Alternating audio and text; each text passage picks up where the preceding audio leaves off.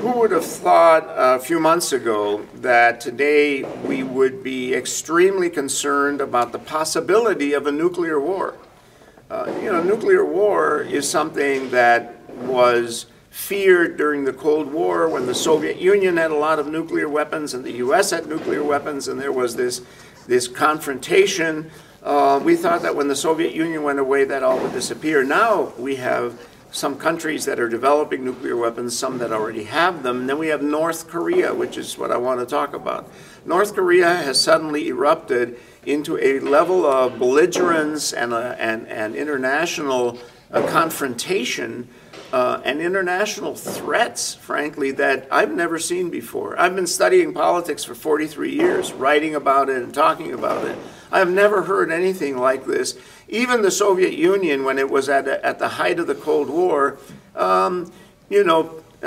Premier Khrushchev once at the UN, and he was loud and blustery, took off his shoes and banged on the desk there at the UN, and then he gave a speech in which he said, "We will bury you to the United States and to capitalism." But that was about it. "We will bury you" was, as harsh as it got. The young leader, Kim Jong-un of North Korea, has gone far beyond anything like that. He has suddenly begun to mobilize missiles. He has cut off communications with South Korea. He has closed a joint venture factory complex on the border. He has even said that the United States would be obliterated in a nuclear war, and they've produced sort of videos that show the Statue of Liberty blowing up as it gets hit by a North Korean missile. They have, of course, fired some of their missiles, and of course they also have, and that was in a few months ago or a year ago when they were testing missiles, and they are developing nuclear weapons, and we are pretty sure that they probably have some nuclear bombs at this point. We're not sure that they have nuclear bombs that are small enough to actually be delivered. You can have a nuclear bomb and blow it up in a test site, but it can be, very large. It can be the size of a tractor trailer, and that wouldn't be very practical to try and put on a missile because it would have to be a very big missile. But this threat that the North Koreans have launched, they just today or yesterday said that all foreigners and diplomats should leave South Korea because North Korea was going to incinerate South Korea in a nuclear war. Those kinds of pronouncements are unacceptable in the international community. They should be unacceptable. There should be significant pushback by every country in the world saying, this is not something that we can just tolerate. There has been, some movement on the part of the United States. We have moved some assets, as they are called, into the area off the coast of Korea. We have put anti-missile batteries in several places.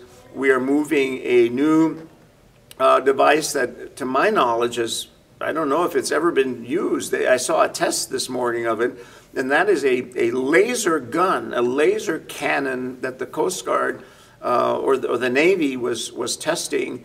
And supposedly, at the very least, it can shoot down things like drones. You fire the laser at them, and then it kind of disrupts the metal and blows it up and melts it, basically. So we're moving that into the area. And we have flown over South Korea in joint maneuvers, in training maneuvers, with some of the most deadly aircraft that we have that are stealth airplanes that carry nuclear bombs and are therefore the ultimate weapon. And we do maneuvers every spring with South Korea because we are their big ally and we are their protector. We guarantee the survival of South Korea because it's always under threat from the North. But I've never seen a level like this, and we're wondering what the North Koreans are thinking.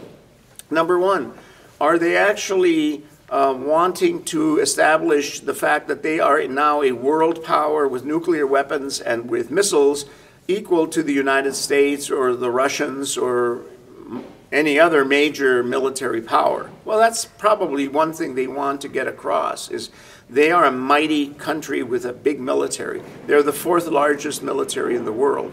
Number two, are they trying to establish a bargaining position with a lot of military equipment and threats, and starting up a nuclear reactor, which they shut down a few years ago as part of a swap deal with the United States, so that they can sit down with the United States and bargain in the next few months or in the next month and say, well, okay, we'll give up some of these things that you don't want us to be doing in exchange for food and energy, oil in particular.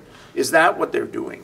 Number three, is the leader of North Korea trying to establish his authority with the military? Because he's a young guy and he may be trying to show what a tough guy he is. We don't know what it is, but we're hoping there won't be a nuclear war. Stefan Schmidt for InsiderIowa.com.